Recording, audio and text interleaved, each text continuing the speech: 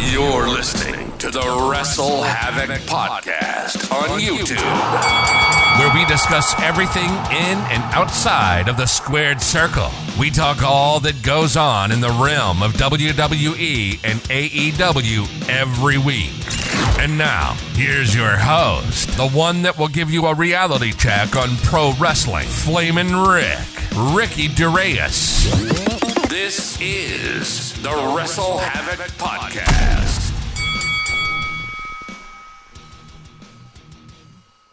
What's up, everybody? It is Flamin' Ricky DeReyes, right here on the WrestleHavoc Podcast with episode 16.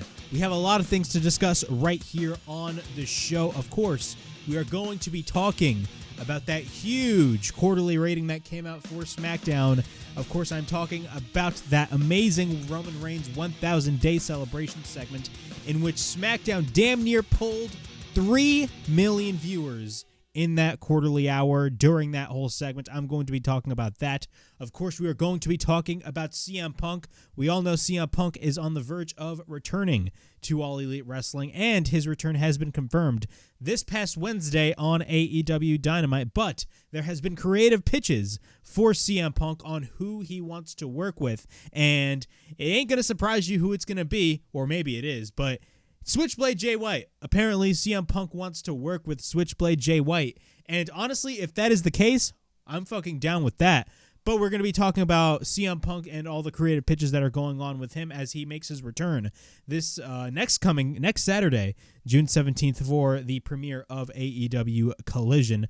Bryan Danielson, of course, is being involved with AEW Creative. We are going to be talking about that as well. The Forbidden Door card is shaping up to be an all-timer. We have 2 matches announced with Forbidden Door. Bryan Danielson has officially challenged Kazuchika Okada for a match at Forbidden Door, as well as Will Ospreay versus Kenny Omega, the rematch of their all-time classic from this past January at Wrestle Kingdom will happen. The rematch will happen in Toronto, Ontario, Canada at Forbidden Door, and of course it will be for the United States Heavyweight Championship, so we're going to be talking about that as well. Cody Rhodes versus Brock Lesnar, their third match, is most likely planned for SummerSlam. We're going to be talking about that as well, and much more right here on the WrestleHavoc Podcast, in which we discuss everything in and outside of the squared circle. Make sure to like and subscribe for more content, and as the freaking referee would say, ring, ring, ring that damn bell for more notifications. Also, the WrestleHavoc Podcast is also available on audio platforms. It is available on Apple Podcasts, Spotify, Anchor, and Google Podcasts. So if you guys want to listen to the WrestleHavoc Podcast in audio format, it is available on all of those platforms. Of course, if you guys missed it, the SmackDown review is up on the channel. We talk about Roman Reigns celebrating 1,000 days as undisputed Universal Champion. Of course, they revealed a new title, which in my opinion looks like dog shit. But that didn't take away anything from how good that segment was. And judging by the ratings that came out for this past Friday's SmackDown, man, it's safe to say Roman Reigns is the GOAT, and he is literally the top dog of the industry. So we talk about that and much more on the SmackDown review. And also, if you guys missed it, the AEW Dynamite review is also up on the channel. We talk about CM Punk's return officially announced for AEW Collision, and tickets are moving fast for the United Center. Roughly 10,000 seats are available for the show, and roughly they have around 8,000 seats already sold, so get your tickets fast. I'm doing free promotion for AEW, but CM Punk has been announced for Collision, which is a good thing. CM Punk is now on his way back to All Elite Wrestling, and it's going to be a huge night come June 17th. But if you guys haven't checked out the AEW Dynamite review, the links will be in the description below. All right, let's get into the WrestleHavoc Podcast, episode 16. We're going to kick things off with CM Punk. Yes, CM Punk has been in the news all freaking week regarding the drama, the announcement of Collision not involving CM Punk. Apparently, CM Punk was removed from the press release and from the posters last minute and all that bullshit, which led to them announcing CM Punk finally being official. Now he's coming back, and he's going to be making his return next coming Saturday, June 17th, for the premiere episode of AEW Collision. But we got creative pitches for CM Punk and the backstage reaction to CM Punk.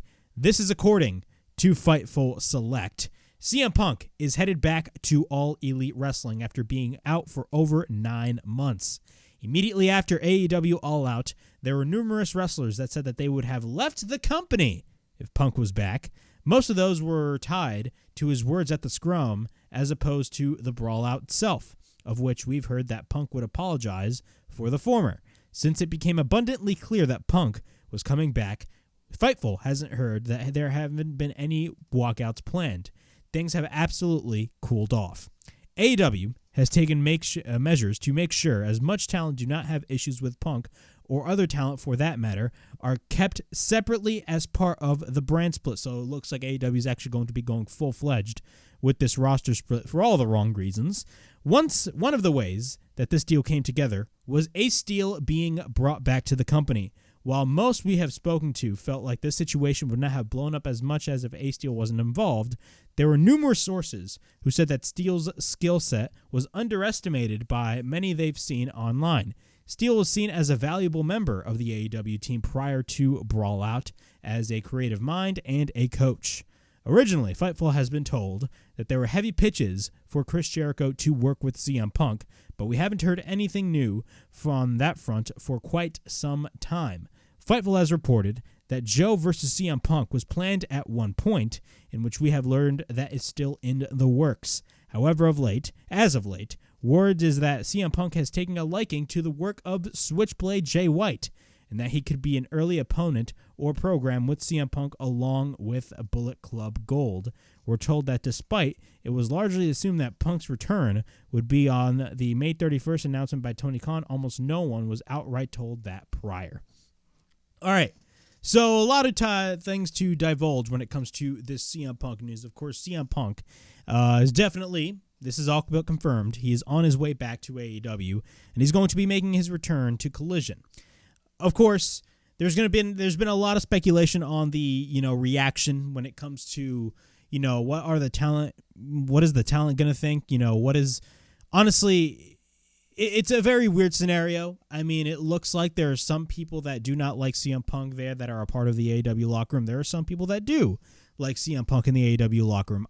Ever since Brawl Out, I've always came to the conclusion that the AEW is literally divided. The locker room is literally divided. You got one side that likes CM Punk and the other side that just absolutely hates CM Punk. That is why they're going full-fledged with this whole roster split of some sorts, whether it's a soft roster split or a hard roster split. Whatever the case may be, but the stories of talent, not wanting to work with this talent, and they're going to get separated from one another and be put on different shows.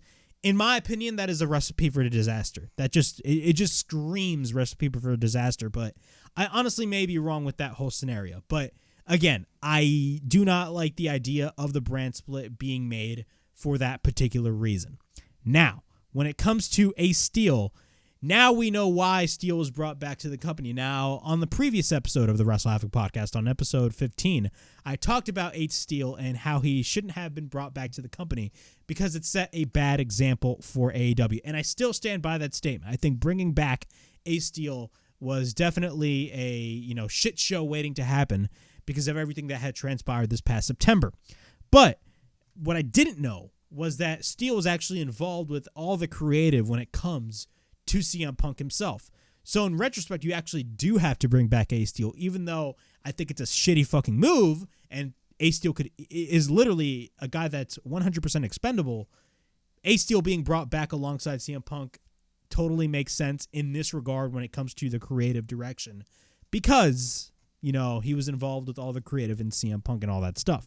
Now, when it comes to the talent that CM Punk wants to work with, originally when these rumors started swirling up about Collision and CM Punk, of course, the original rumor was that they wanted to do CM Punk versus Chris Jericho. I feel like that is now off the table, but there was an alleged meeting that happened, I believe, down in Miami with CM Punk and Chris Jericho to basically hash all their issues out, all that stuff. So it looks like everybody has reconciled on that regard, especially with Chris Jericho and CM Punk, because you guys do not remember, Chris Jericho was actually not involved with the Brawl Out, but I believe it was like right after the whole fight broke down. Chris Jericho went to the face of CM Punk and told him that he was a cancer, all that crazy shit went down. So it looks like they kind of reconciled, and it looked like they were going to work together, but it looks like that feud is not going to be happening. And then there were rumors of CM Punk versus Samoa Joe, which I believe is still in the plans for AEW Collision. And honestly, I wouldn't be against that idea because CM Punk and Samoa Joe, in my opinion, are master storytellers. Not only that, and more importantly, Samoa Joe and CM Punk are masters on the microphone. Just the back and forth that both of these men would work, holy shit, that'd be television gold. That'd be television pro wrestling gold, and that'd be $1 million. But not only that, CM Punk and Samoa Joe have a story because they did wrestle a trilogy of matches, and I believe they went to 2 60-minute time limits in Ring of Honor during the early days of Ring of Honor. So they can definitely play into that story as well. So we do not know if, CM Punk versus Samoa Joe, that feud is still going to be going on. But I'd rather not have that match be a one-off, man. That really, in my opinion, should be a feud. I even had this pitch since recently Ring of Honor's Death Before Dishonor pay-per-view is going to be taking place here in Trenton, New Jersey. And I believe one of their legendary matches actually took place here in New Jersey as well. Why don't you run that match at a Ring of Honor show, considering they have a lot of history in Ring of Honor? That is just me. But what's interesting is Fightful specifically stated that word is, and this is the direct quote from Fightful Select, word is that CM Punk has taken a liking to the work of Switchblade Jay White, and that he could be an early opponent or program with CM Punk along with Bullet Club Gold. That right there, in my opinion, that is the perfect feud for CM Punk. And it kind of all makes sense now because if you think about it, FTR went to the aid of Ricky Starks at Double or Nothing, and as well as this past Wednesday on AEW Dynamite. So, FTR being involved, and of course CMFTR being a thing that did not, take off and go to the races because of what happened last year with Punk's injury and then him coming back and all the bullshit drama. Hopefully we get a reunion of CMFTR because I feel like CMFTR last summer was one of the biggest missed opportunities that AEW had, man. CMFTR was fucking awesome. But if we have CMFTR versus Bullet Club Gold, and we all know when it comes to Bullet Club Gold, right now the current members are Jay White and Juice Robinson.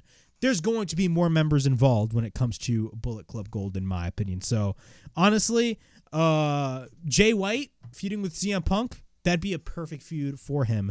And Collision is definitely going to be his show. And it's going to put all those people, literally, it's going to shut everybody up who is saying, oh, Jay White is buried. Oh, he's not being utilized well in AEW. Meanwhile, it's only been a month since he joined AEW. I mean, give me a break. Switchblade Jay White, a former IWGP World Champion. Tony Khan is not stupid. He knows the caliber of the talent. I've constantly said this on this podcast. He knows the caliber of the talent of Jay White, and putting Jay White in a feud with CM Punk will only elevate him furthermore. It would just only elevate him furthermore. But this news is nothing but positive news at the end of the day. Yes, bringing Ace Steel back is the wrong decision. I think it still sets a bad example. I think splitting the roster for the sake of, splitting people up who do not like each other sets a bad example. Not only that, in my opinion, it's definitely a recipe for disaster, and it's just going to blow up in AEW's face. But I will say, the creative direction when it comes to Collision, AEW 100% needs all the direction that they can get because they really want to get Collision off the ground and they want to make Collision a success. So CM Punk feuding with either Samoa Joe or Switchblade Jay White, take my free money. Seriously, I'd be 100% down for that. But Collision is definitely going to be CM Punk's show, man. This show is 100% going to be centered around this man. All right, in our next story, we are going to be talking about Forbidden Door. Forbidden Door, of course, is going to be taking place Sunday, June 26th in Toronto, Ontario, Canada. And this is going to be a big show, just like last year's Forbidden Door, man. Forbidden Door, the bill for Forbidden Door last year, people need to realize this. AEW, not only AEW, but New Japan was just slashed.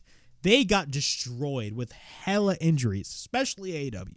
AEW dealt with a lot of injuries, the injuries of Bryan Danielson, CM Punk, all those guys, just hella injuries just affecting the card.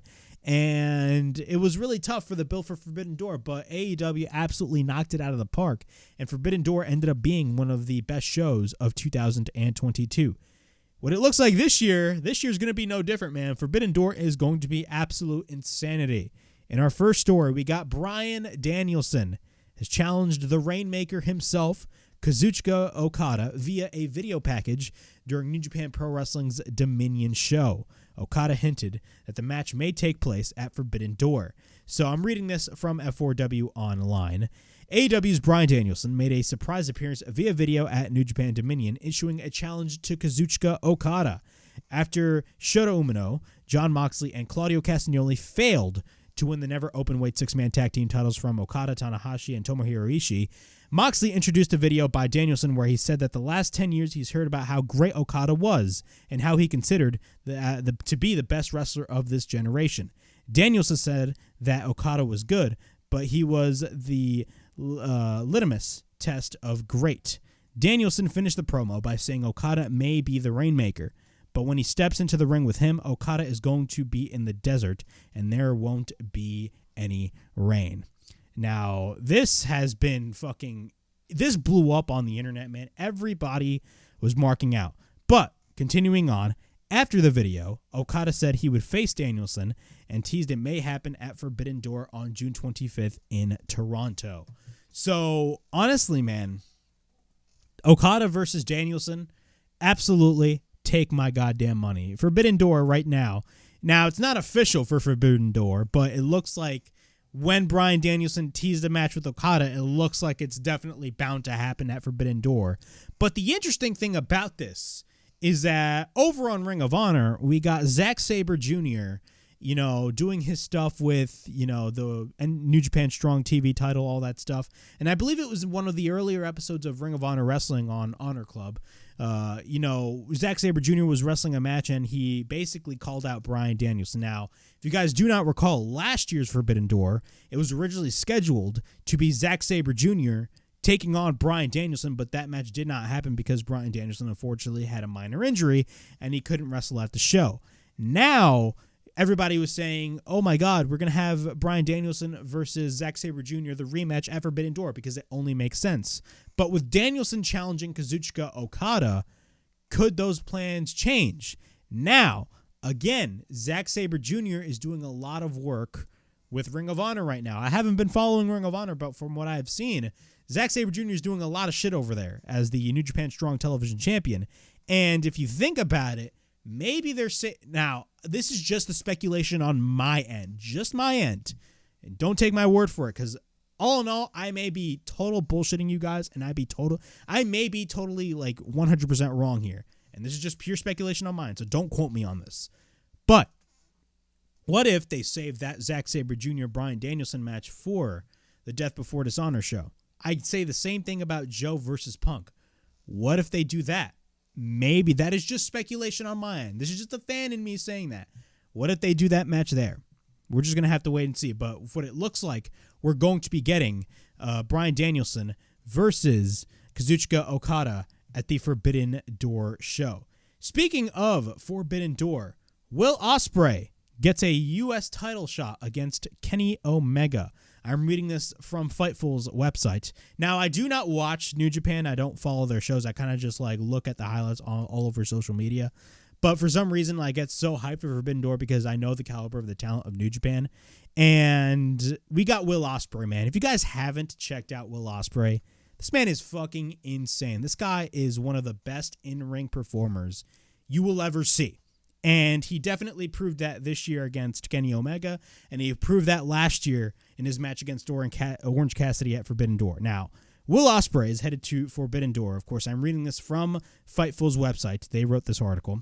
Will Ospreay defeated Lance Archer in the finals of the IWGP United States #1 Contenders Tournament at New Japan's Dominion show to earn a shot at Kenny Omega and the IWGP US title at New Japan and AEW Forbidden Door on June 25th. The finish saw Ospreay hit Archer with the Hidden Blade. After the bout, Ospreay called out Omega, saying he's going to walk into Canada and bring back the IWGP US title. Omega, of course, defeated Will Ospreay at Wrestle Kingdom 17. Ospreay earned his spot in the finals by defeating Hiroshi Tanahashi at New Japan's Resurgence in the semifinals. Archer was originally scheduled to face Juice Robinson in the semifinals, but was taken out by Fred Rosser. Rosser replaced Robinson at NJPW Collision in Philadelphia, and Archer was victorious in their bout. So it's official. It looks like we are going to be getting the rematch of the century. We're going to be getting Will Ospreay versus Kenny Omega at New Japan's Forbidden Door, or AEW's Forbidden Door show. And it comes to no surprise, honestly. You know, right after Omega beat Ospreay for that U.S. title at Wrestle Kingdom, and I did stay up to watch that match, man, and also for Mercedes Moné's debut. Honestly, I mean, it was pretty obvious that this match, the rematch, was going to be happening at Forbidden Door.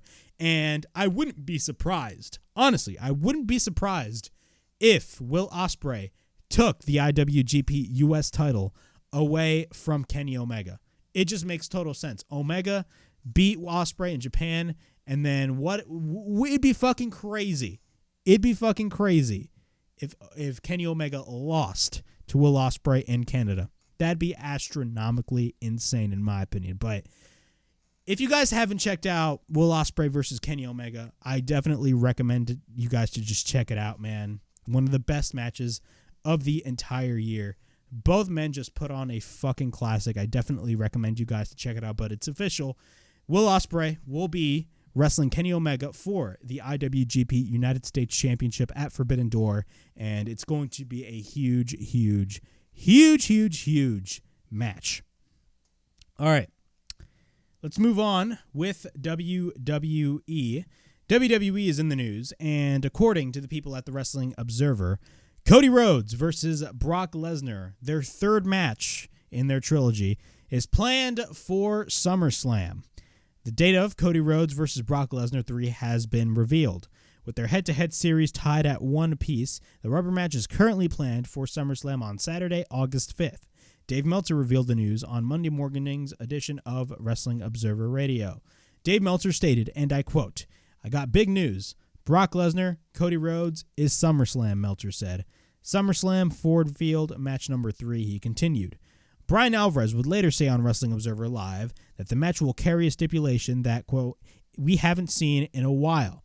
And Alvarez states, and I quote, "It's not just going to be a straight match," Alvarez said. "They've got some sort of stipulation that we allegedly have not seen in a while. That to me means not Hell in a Cell. So I wonder what stipulation they might end up, coming up with for their third match between these two.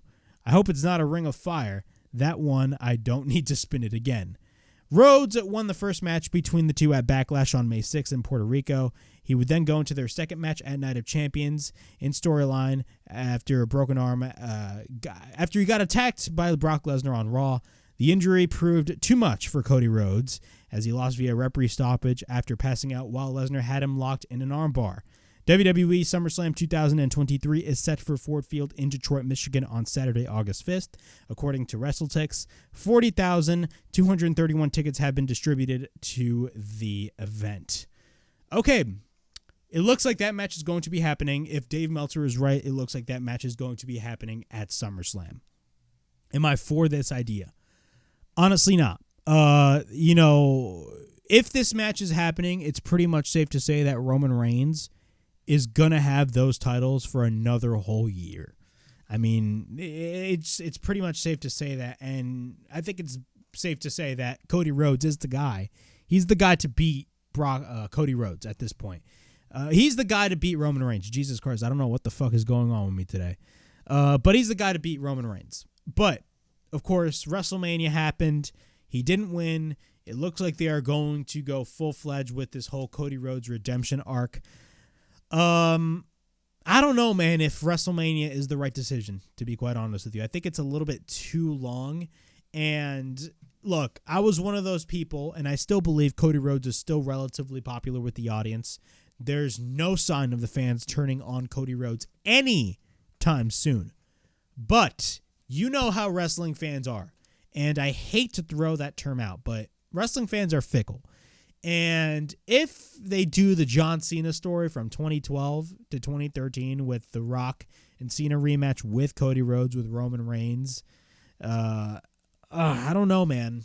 I don't know if that's the right move. I think SummerSlam, having the rematch with Roman Reigns and Cody Rhodes, is definitely the right decision to make, but it's not like Roman Reigns has, no challengers. I mean, he clearly has challengers. He has Jimmy, which looks like, after what transpired on SmackDown this past Friday, it looks like we are going to be getting Jimmy Uso versus Roman Reigns at Money in the Bank. That is just pure speculation on my end, but honestly, I wouldn't be against that idea, and then that would lead to Jey Uso getting the shot against Roman Reigns as well.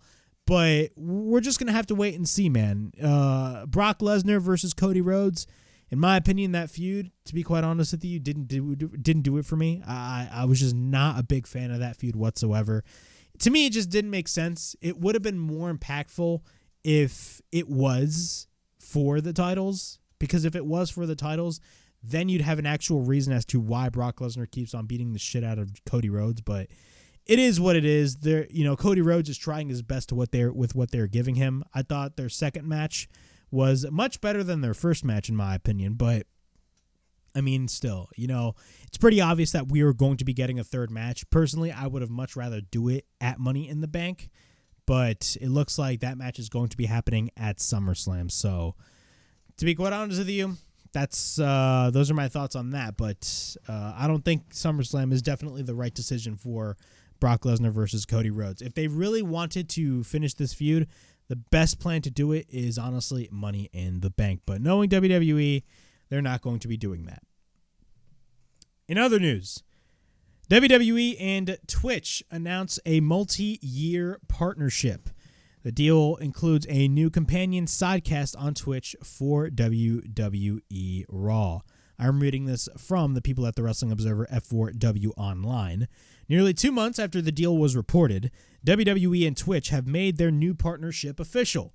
WWE issued a press release on Monday announcing that they and Twitch have agreed to a multi-year partnership. The deal will see the return of the official WWE Twitch channel, wrestler channels, and a new companion sidecast for WWERaw.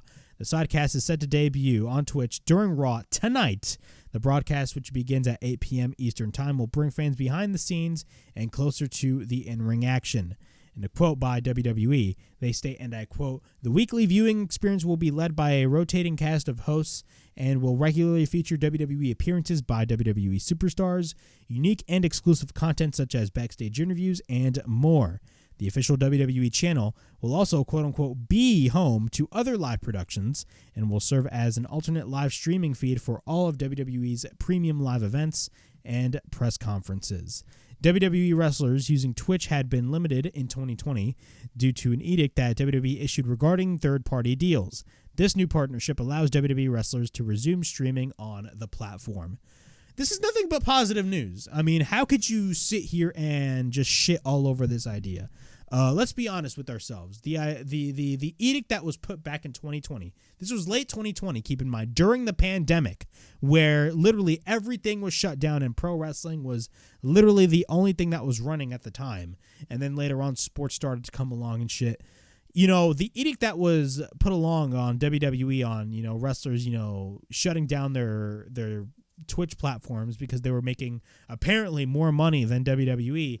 I mean, I thought it was a stupid idea because at the end of the day, wrestlers, especially in the WWE, are independent contractors. So the fact that they ended up doing that proved that they were not independent contractors and that they were employees of the company.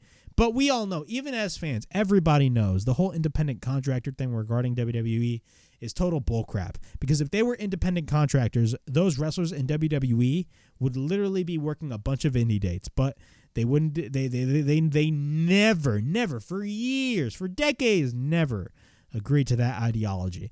But the fact that this tweet is out now, nothing but positive news. WWE is going in the right direction, and I think this is nothing but positive news for the talent because now the talent is able to make more money than they possibly can. Because now I believe when it comes to Twitch, there's it's kind of like 50-50 when it comes to the pay. I believe. Correct me if I'm wrong. It's like kind of 50-50 with the pay. Like Twitch gets like 1% of the pay, like half percentage of the pay, and then the other guy, like the actual content creator, gets the rest of the money. But it looks like WWE is going to get like a portion of that money as well. So overall, honestly, nothing but positive news. Great that the talent in WWE is going to be happy now after this whole partnership is going to be happening. So at the end of the day, this is nothing but good news, and WWE is in the step in the right direction. All right, in our next story, we are going to be talking about, and this is actually it's a short story, and it's actually an announcement. Ring of Honor reveals the date for their Death Before Dishonor pay-per-view. Ring of Honor, of course, is returning to pay-per-view next month, the Death Before Dishonor, and it will take place at the Cure Insurance Arena on Friday, July 21st. So I'm reading this from F4W Online. Ring of Honor is returning to pay-per-view with Death Before Dishonor. As announced on Friday's Rampage episode, ROH Death Before Dishonor is set for Friday, July 21st in Trenton, New Jersey at the Cure Insurance Arena. The show will begin at 7 p.m. Eastern Time. Promotional image released for the pay-per-view includes all of Ring of Honor's title holders, but no matches have been made official for the event at this point. Tickets for the show will go on sale Friday, June 9th at 10 a.m. Eastern Time. So, yeah, Ring of Honor.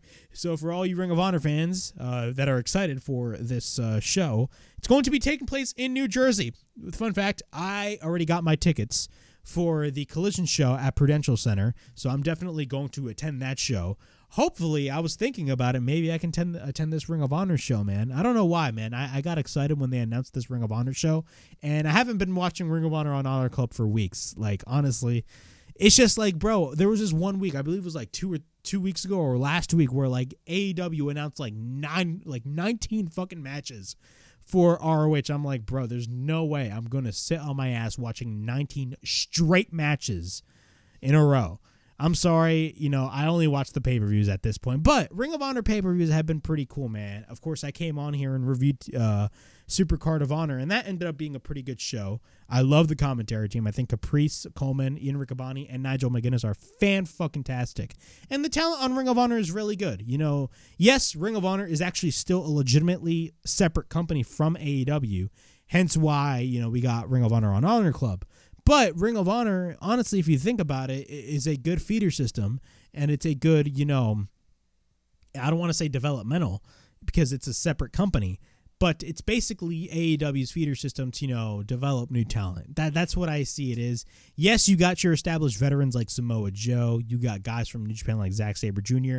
Kazuori Shibata is the current pure champion, but you also got a lot of young wrestlers and a lot of independent wrestlers that are wrestling for Ring of Honor. So honestly, at the end of the day, Ring of Honor, being alive is definitely a good thing, but I do not watch the weekly show. I think it's just match after match after match after match. The matches that we get are not bad. I'm not saying that the matches are bad. It's just, again, for me, if you just watch, if you have 19 straight fucking matches on a Ring of Honor show, you kind of lost me there. I'm not going to sit on my ass and watch 19 straight matches. And not only that, Ring of Honor is literally a 3-hour goddamn show. It's 3 to 2 fucking hours. And I'm like, bro, Ring of Honor shouldn't be 3 hours. At least that minimum should be every week a 1-hour show. Rotate, guys. But it is what it is. That's just my opinion on the nature of the situation. And I did review the first 2 episodes of Ring of Honor on Honor Club, and all I did was just discuss each match in depth. That shit, I was like, nah, I'm not doing that. But their pay-per-views are fucking fire, and hopefully I get a chance to go to this show. I mean, Ring of Honor being in New Jersey and then AEW being in New Jersey the next day, fucking take my money. I'd go there. And it depends on the card, man. If guys like Vikingo are on that show, sign me the fuck up. I'd go. Honestly, I'm definitely thinking about attending this show, to be quite honest. I'm definitely thinking about it because yes, a lot of people, including myself, would shit on Ring of Honor, but people need to understand Ring of Honor has fucking fire wrestling. They just do. But for those of you guys that are excited, Ring of Honor Death Before Dishonor will be taking place Friday, July 21st at the Cure Insurance Arena in Trenton, New Jersey. All right, now let's discuss SmackDown. SmackDown drew a huge-ass number, roughly around 2.5 million viewers last week on Fox. This was a big, big, big deal. So, according to WrestleNomics, SmackDown drew 2,563,000 viewers, roughly a .73 rating in the 18 to 49 demographic, and they were number one in viewership 18 to 49. Of course, the quarterly SmackDown ratings was the big talk, especially today. The Bloodline segment, in which, of course, we had Roman Reigns and Jimmy Uso, the tension and the swerve that we got with Solo Sikoa. Roughly, the quarterly rating, listen to this, guys, roughly drew around 2.9 to 3 million viewers, the highest quarter hour for WWE in years. I don't know about you guys, but I talked about this on the SmackDown review, but the Bloodline storyline is the best storyline in wrestling in the modern era, and it's the best storyline, honestly, in the last 10 to 15 years. Just the investment that this storyline has on the viewer is astronomically just top tier. And with Roman Reigns and Jimmy Uso probably having a match now, it's not official, but from what it looks like, what happened this past Friday on SmackDown, my best belief is that we're going to be getting Jimmy Uso versus Roman Reigns at Money in the Bank at the O2 Arena in London. That is what I see happening at the show. But honestly, man, you know, everything, the twists, the turns, just the backstage segments alone make the storyline fantastic. Roman Reigns, and I don't give a shit how many people, I honestly don't. I don't give a shit how many people say this. You know, if you told me, if I said this 5 years ago or 6 years ago or 7 years ago when Roman Reigns was a babyface and was shoved down our throats, you could easily shit on me, because like Roman Reigns being a babyface was terrible. But when Roman Reigns turned heel, it took a turn for the best, because right now, I don't give a shit what anybody thinks. Roman Reigns right now is the top draw in the industry. He is the top guy in the industry, and he is honestly at the top above everybody else. And everybody in the Bloodline is elevated just not only by being a part of the group, but a part of this fantastic storyline. Jay has been elevated. Sammy is in a much better position. Jimmy Uso is on the verge of getting elevated even further. Who's to say Solo Sikoa could be on the verge of getting elevated further as well, just because of, you know, Roman Reigns being there and the status of the Bloodline and all the story that is going along with it. This story has been the best thing in WWE in fucking years. And yes, WWE is not perfect. 100%. No wrestling company is perfect, but you cannot deny that WWE is absolutely hot, and it's hot because it has a large portion to do with this storyline that is going on right now. And the number that they pulled for SmackDown this past Friday on Fox, just proves that even further. 3 million people watched this fucking segment. Absolutely insane. You love to fucking see it. I'm absolutely happy about that. Honestly, I'm very much excited about where this storyline takes to. And honestly, man, it's just, you love to see it, man. Roman Reigns is the top guy in the industry, and the Bloodline is the top story in wrestling, and nothing else, nothing, and I mean this wholeheartedly, nothing else can top this storyline. And finally, in our last story, we are going to be talking about Bryan Danielson, him being involved with AEW Creative. But before I get on with the rest of the news, which is basically the Bryan Danielson stuff, is the last bit of news right here on the show, make sure to like and subscribe to the WrestleHavoc Podcast right here on YouTube, in which we discuss everything in and outside of the squared circle. Make sure to like and subscribe for more content, and as the freaking referee would say, ring, ring, ring that damn bell for more notifications. Also, the WrestleHavoc Podcast is also available on audio platforms. It is available on Apple Podcasts, Spotify, Anchor, and Google Podcasts. So if you guys want to listen to the WrestleHavoc Podcast in audio format, it is available on all of those platforms. Also, if you guys have missed it, the SmackDown review is also up on the channel. Of course, I talk about Roman Reigns celebrating 1,000 days as champion, and that amazing, and yes, I stated it, amazing segment regarding Roman Reigns and Jimmy Uso, just all the crazy shit that went down. Honestly, it was absolutely fucking awesome to see. Yes, they did reveal a new title, and I absolutely shitted on that title, but let's be honest with ourselves. That belt, did not overshadow this whole segment. Everything about that segment was pure perfection. But if you guys haven't checked out the SmackDown review, check it out. The link will be in the description below, as well as the AEW Dynamite review. Of course, I talk about CM Punk being officially announced for the premiere of AEW Collision. So if you guys haven't checked it out, the link will be in the description below. All right, in our final story, we will be talking about Bryan Danielson. AEW has a big name helping in creative. Bryan Danielson, this is according to Fightful Select, Bryan Danielson will be contributing in creative for the Collision brand. According to the sources familiar with the situation, Danielson had previously helped out in this capacity during his WWE run as well, especially when he was sidelined. Those that Fightful has spoke to worked with him had great things to say about his demeanor in WWE when helping. Tony Khan, Pat Buck, Will Washington, Sanjay Dutt, and QT Marshall comprise the team that largely are set to put together the shows, with Marshall and Dutt contributing heavily. Jerry Lynn, Dean Malenko, and Christopher Daniels are all often providing creative input, as outlined in The Observer last week. This story actually came out weeks ago. Kenny Omega, the Young Bucks, Jon Moxley, FTR, and CM Punk have all heavily input on their own programs. AEW Collision debuts June 17th. So, yeah, man, Bryan Danielson being involved in the creative is nothing but a positive. The more, people that Tony Khan brings along for this creative process, the less people, or the less work that he has to do, because literally, if you think about it, before Dark and Dark Elevation were canceled, not necessarily canceled, they were dropped because, of course, Warner Brothers Discovery wants exclusivity when it comes to the content of AEW.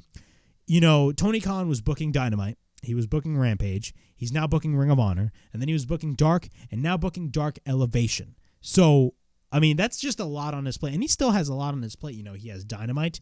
He has Collision coming up. And he has Ring of Honor, which is now basically the new Dark or Dark Elevation. But now with Bryan Danielson helping, honestly, him being involved in the creative, not a bad thing at all. I believe there was a story that came out actually a couple of days ago, the day after Rampage aired, or it was a couple of days after Rampage aired. It was stating that, Rampage was a championship, night. And, we had, Commander versus Drolistico versus El Hijo del Vikingo. We had a lot of belts on the line. And a large portion of that was the idea of both Tony Khan and Bryan Danielson. So Bryan Danielson is definitely contributing in the creative process for AEW. And it's nothing but a positive for Bryan Danielson and AEW as a whole. If you guys didn't check out Bryan Danielson's interview, after Double or Nothing, he seemed like we all know Bryan Danielson is a humble guy.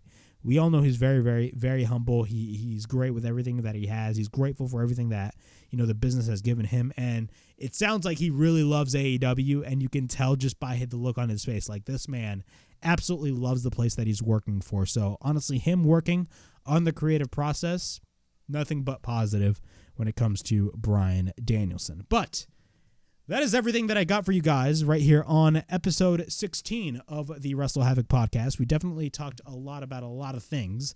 And definitely, of course, the big thing is Collision. We're on the road to Collision. Collision is going to be taking place June 17th at the United Center in Chicago, Illinois. And we are going to be doing Collision reviews, so be on the lookout. I got to make a graphic. I got to make a layout, everything for that. Collision reviews will be coming to the WrestleHavoc Podcast, so be on the lookout for those reviews as well. But we definitely talked a lot on this episode of the WrestleHavoc Podcast, and hopefully I'll come back for Monday Night Raw. So, yeah, that was episode 16 of the WrestleHavoc Podcast. Please like, subscribe, comment down below.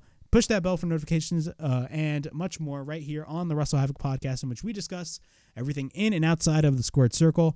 Please like and subscribe for more content. And as the freaking referee would say, ring that damn bell for more notifications. And as always, it is Flamin' Rick, Ricky DeRays, signing out. I'll see you guys later for Monday Night Raw.